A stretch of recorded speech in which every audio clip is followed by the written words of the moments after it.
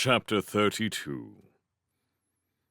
Nathaniel's limousine sped through the outer suburbs of South London, a region of heavy industry, of brickworks and alchemist factories, where a faint red smog hung permanently around the houses and glowed evilly in the waning sun. For greater speed and convenience, the magician's highway from the aerodrome had been raised on embankments and viaducts above the maze of polluted slums. The road was little used, and nothing but rooftops stretched around. At times, the car appeared to be drifting alone across a sea of dirt-red waves. Nathaniel gazed out across this great expanse, deep in thought. The chauffeur was of the usual taciturn type, and despite Nathaniel's best efforts, had revealed little of the previous night's disaster. "I don't know much myself, sir," he said, "but there was crowds gathered in the street outside my flat this morning. A lot of panic among the commoners, sir. Very frightened they were. A disturbance." Nathaniel leaned forward. "What sort of disturbance?" "I believe a monster is involved, sir." "A monster? Can you be specific? Not a big stone man shrouded in darkness?" "I don't know, sir. We'll be at the Abbey shortly. The ministers are meeting there." Westminster Abbey? With great dissatisfaction, Nathaniel had settled back in the seat and composed himself to wait. All would be made clear in time. Quite possibly, the Golem had struck again, in which case his account of events in Prague would be anxiously awaited. He sorted through everything he knew, trying to make sense of it, setting successes against setbacks in an effort to see whether he came out with credit. On balance, it was a close-run thing. On the credit side, he had landed a definite blow against the enemy. With the help of Harley Quinn, he had discovered the source of the Golem parchments and had destroyed it. He had learned of the involvement of the terrible bearded mercenary and, behind him, some other shadowy figure who had, if the mercenary was to be believed, also been involved in the Lovelace conspiracy 2 years before. The existence of such a traitor was important news. Set against this, however, Nathaniel had not discovered who the traitor was. Of course, it was hard to see how he could have done so, since even the wretched Kafka hadn't known the name. Here, Nathaniel shifted uncomfortably in his seat, remembering his rash promise to the old magician. The Czech spies, Kafka's children, were, apparently, still alive in a British prison.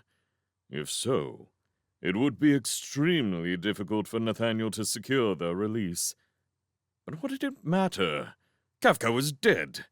It didn't matter to him now, one way or the other. The promise could quietly be forgotten. Despite this clear-cut logic, Nathaniel found it hard to dismiss the matter from his mind. He shook his head angrily and returned to more important matters. The traitor's identity was a mystery, but the mercenary had given Nathaniel one important clue. His employer knew Nathaniel was coming to Prague and had instructed the mercenary to take action. But Nathaniel's mission had been almost spontaneous and kept very quiet. Hardly anyone was aware of it. Who, in fact, had known? Nathaniel counted them out on the fingers of one hand. Himself? Whitwell, of course. She'd sent him there in the first place. Julius Tallow. He'd been present at the meeting.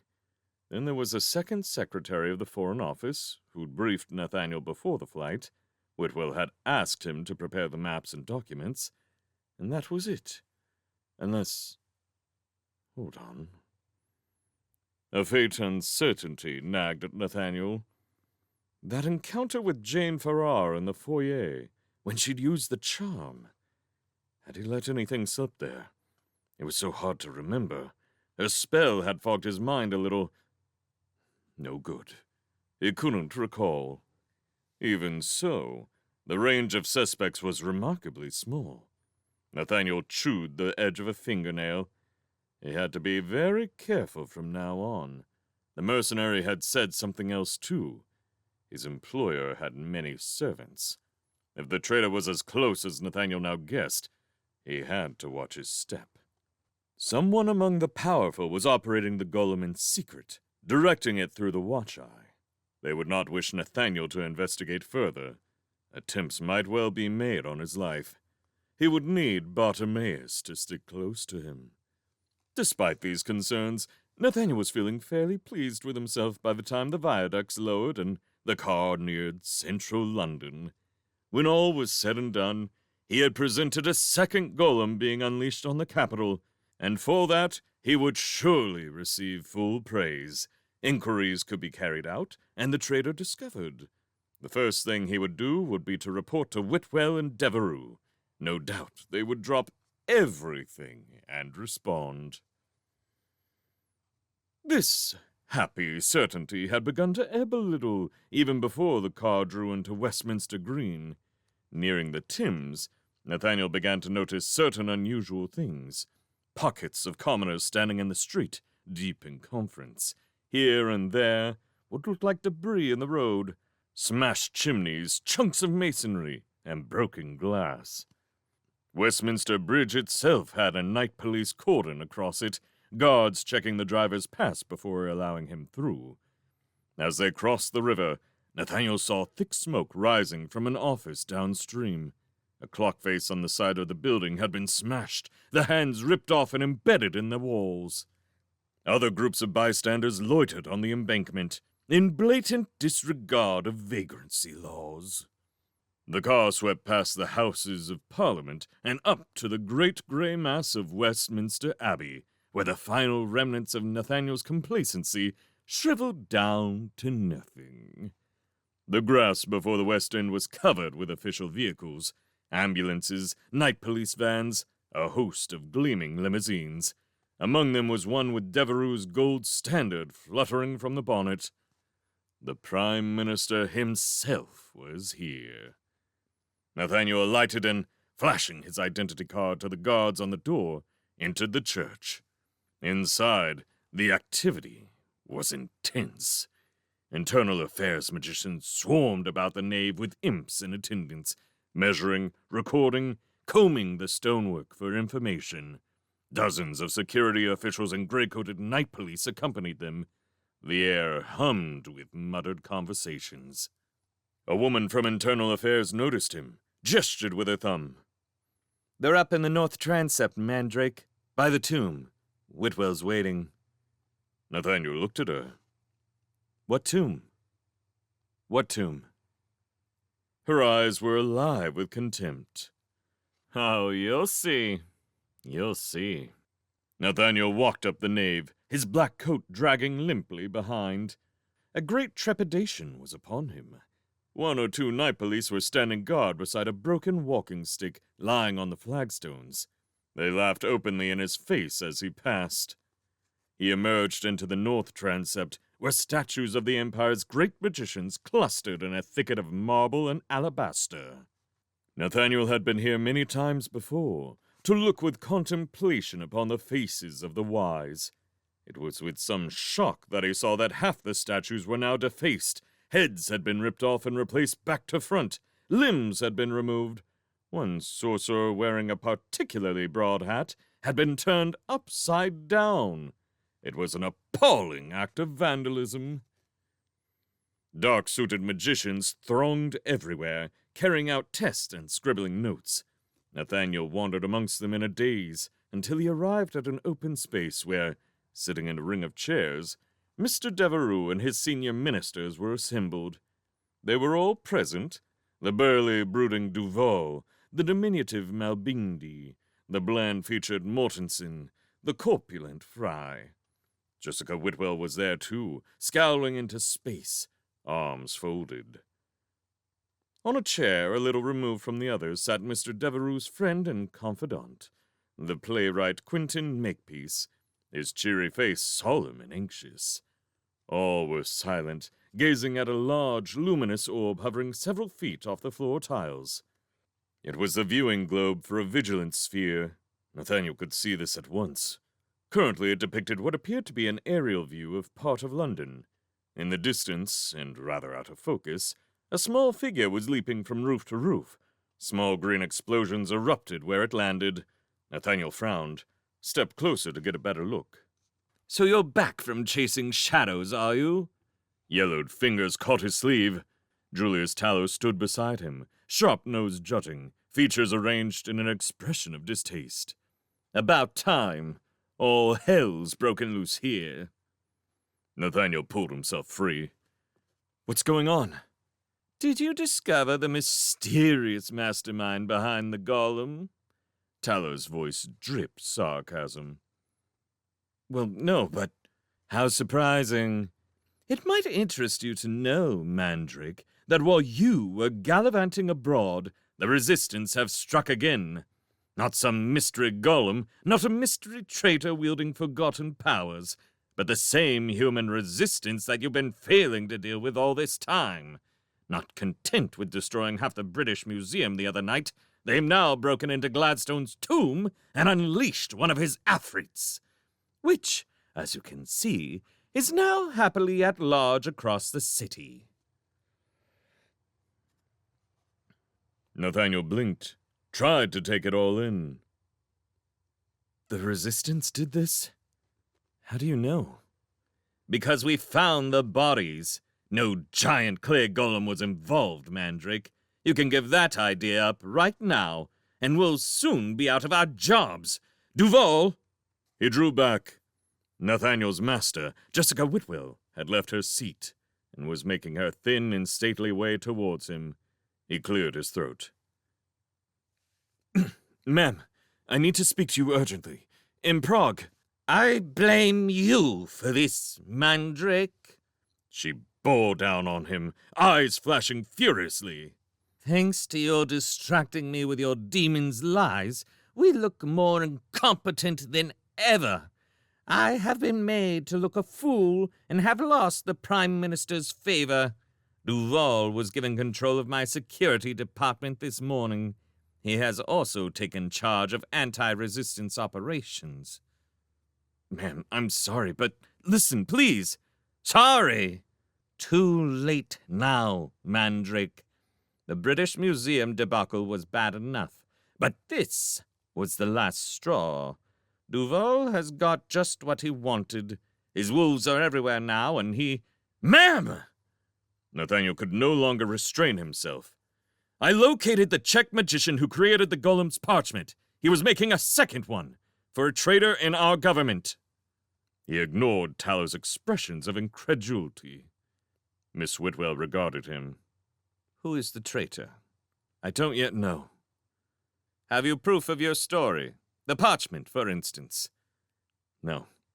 It was all destroyed, but I think—" "Then," Miss Whitwell said, with crushing finality, "it is no good to me, and neither are you. London is in an uproar, Mandrake, and a scapegoat needs to be found. I intend to distance myself from you, and if Mr. Tallow has any sense, he will do the same." She turned on her heel and marched back to her chair. Tallow followed, grinning at Nathaniel over his shoulder. After a moment's hesitation, Nathaniel shrugged and drifted closer to the swirling surveillance orb. The demi Afrit relaying the image was attempting to get closer to the bounding figure on the rooftops. The image zoomed in. Nathaniel caught sight of a black suit, white hair, a gold face. Then, quick as thought, a green light shot from the figure. With an emerald flash, the sphere went dead. Mr. Devereux sighed. "A third sphere gone. We'll be running out soon. Right? Any comments or reports?" Mr. Mortensen, the Home Office minister, stood up and swept a lock of greasy hair over his scalp. "Sir, we must take action against this demon at once. If we don't act, the name of Gladstone will be dragged through the mud. Is he not our greatest leader? The one to whom we owe our prosperity, our dominance, our self-belief? And now what is he? Nothing but a murderous bag of bones dancing across our capital, causing bedlam in its wake. The commoners will not be slow to notice this, you know, nor will our enemies abroad. I say—" Marmaduke Fry, the foreign minister, spoke. "We have had several instances of mass panic, which are no amount of strong-arm stuff from Duval's police. has been able to prevent. He cast a sly side glance at the chief of police, who grunted angrily. The creature is evidently deranged, added the information minister, Miss Malbindi. and as Mortensen says, that adds to the embarrassment of the situation. We have our founder's remains capering on rooftops, dangling from flagpoles, dancing down the middle of Whitehall, and, if our sources are to be believed, cartwheeling repeatedly through Camberwell Fish Market. Also, the thing persists in killing people, apparently at random. Young men and girls it goes for, mostly commoners, but also people of consequence. It claims it is looking for the last two, whatever that means. The last two survivors of the raid, Mr. Fry said. That's obvious enough, and one of them's got the staff. But our immediate problem is that the commoners know whose corpse they're seeing. From the edges of the group came Jessica Whitwell's icy voice. Let me get this clear, she said. These really are Gladstone's bones. It isn't just some guys. Miss Malbindi raised two fastidious eyebrows. They're his bones, all right. We've entered the tomb and the sarcophagus is empty. There are plenty of bodies down there, believe you me. But our founder is very much gone. Strange, isn't it? Mr. Makepeace spoke for the first time. The guardian athrete has encased its own essence within the bones. Why? Who knows? Why is not important. Mr. Devereux spoke with heavy formality, driving a fist into his cupped palm. Our first priority must be to get rid of it. Until it is destroyed, the dignity of our state is hopelessly compromised. I want the creature dead and the bones back in the ground. Every senior minister must put a demon on the case from this afternoon. That means all of you. Lesser ministers have conspicuously failed so far. The thing is Gladstone's, after all. It has some power. Meanwhile, there is the issue of the staff to consider. Yes, Mr. Fry said. In the long run, this is much more important. With the American wars coming up. It mustn't be allowed to get into enemy hands. If the Czechs got hold of it... Quite. There was a brief silence. Excuse me? Nathaniel had been listening to everything with silent respect, but his frustration now got the better of him. This is Gladstone's staff of office we're talking about? The one he used to destroy Prague? Mr. Devereux looked at him coldly. I'm glad you have finally deigned to join us, Mandrake. Yes, it is the same staff. So if its command words can be mastered, we might harness its energies for new campaigns. We, or our enemies. Presently its whereabouts are unknown. Are we sure? Helen Malbindi asked. The skeleton, or athrete, or whatever it is, it doesn't still have the staff? No. It carries a bag on its back, which we suspect holds most of Gladstone's treasures. But the staff itself has vanished. One of the grave robbers must have it. I've sealed the ports and aerodromes, Mr. Mortensen said. Spheres are on watch along the coast. Pardon me, Nathaniel asked. But if this staff has always been in the Abbey, why have we not utilized it before? Several of the magicians shifted in their seats. Mr. Duval's eyes flashed. This is supposed to be a senior meeting of the council, not a creche. I suggest, Rupert, that this changeling be removed. A moment, Henry. Mr. Devereux seemed as annoyed as his ministers, but he still spoke civilly. The boy has a point. The reason, Mandrake, he said, is for fear of a disaster such as this. On his deathbed, Gladstone swore vengeance on any who disturbed his tomb, and we all know that his power was not easily transgressed. Exactly what hexes he wrought or demons he employed were not known, but... I have done a little research into the business, Quentin Makepeace said, interrupting with an easy smile. Gladstone has always interested me. At the funeral, the tomb was sealed with a pestilence inside, a potent little number, but nothing that could not easily be bypassed. But Gladstone had made preparations for his sarcophagus himself.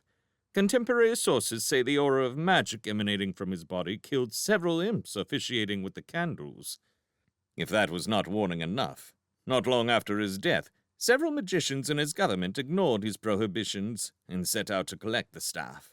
They froze the pestilence, descended into the tomb, and were never seen again. Accomplices waiting outside heard something locking the door from within. No one since has been foolish enough to test the grand old man's defenses. Until last night. You believe the Resistance accomplished this? Nathaniel asked. If there are bodies remaining, they must furnish some clues. I would like... Pardon me, Mandrake, Duval said. That is no longer your job. The police are in charge now. Suffice it to say that my greybacks will be carrying out inquiries. The police chief turned to the Prime Minister. I think this is the moment, Rupert, for some harsh words to be said. This boy, Mandrake, was meant to be pursuing the Resistance. Now Westminster Abbey, resting place of the great, has been broached, and Gladstone's tomb defiled. The staff has been stolen, and the boy has been doing nothing. Mr. Devereux looked at Nathaniel. Do you have anything to say? For a moment, Nathaniel considered recounting the events in Prague, but he knew it would be hopeless. He had no proof. Besides, it was more than probable that the traitor was sitting right there, watching him. He would bide his time. No, sir. I am disappointed, Mandrake. Deeply disappointed. The Prime Minister turned away. Ladies, gentlemen, he said, we must track down the remnants of the Resistance and recover the staff. Anyone who succeeds will be well rewarded. First, we must destroy the skeleton. Assemble your best magicians in... He glanced at his watch. 2 hours' time. I want everything resolved. Is that clear? There was a subdued murmur of assent. Then this council is adjourned. The gaggle of ministers departed the abbey, Miss Whitwell and Tallow anxiously taking up the rear. Nathaniel made no move to follow them. Very well, he thought.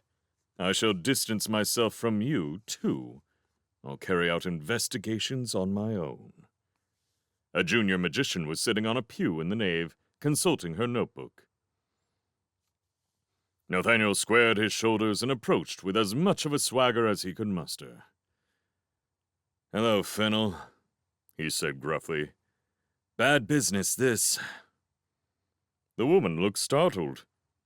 Oh, Mr. Mandrake, I didn't know you were still on the case. Yes, a bad business. He nodded back towards the tomb. Found out anything about them?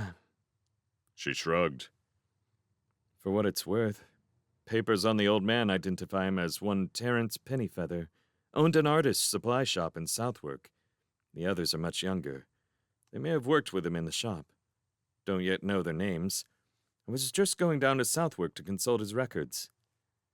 Nathaniel glanced at his watch. 2 hours till the summoning. He had time. I'll come with you. One thing, though. He hesitated, his heart beating a little faster. Back in the crypt, was there a girl among them? Slim, with black straight hair? Fennel frowned. Not the bodies I saw. Right. Well then, shall we go? Burly night police were stationed outside Pennyfeather's art supplies, and magicians from several departments were busily combing the interior. Nathaniel and Fennel showed their passes and entered. They ignored the hunt for stolen artifacts going on about them, and instead began sifting through a pile of battered account books found behind the counter. Within minutes, Fennel had uncovered a list of names. It's a list of payments to employees, she said. A couple of months back. They might all be Resistance. None of them are here today. Let's have a look. Nathaniel scanned it quickly. Anne Stevens, Kathleen Jones, Nicholas Drew. These meant nothing to him. Wait. Stanley Hake and Frederick Weaver.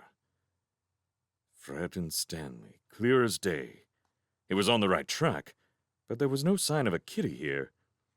He flipped the page to the next month's payments. Same again. He handed the ledger back to Finnell, tapping his fingers on the glass counter. Here's another, sir. Don't bother, I've already seen... Hold on! Nathaniel almost snatched the paper from Finnell's hands, peered at it closely, blinked, peered again. There it was.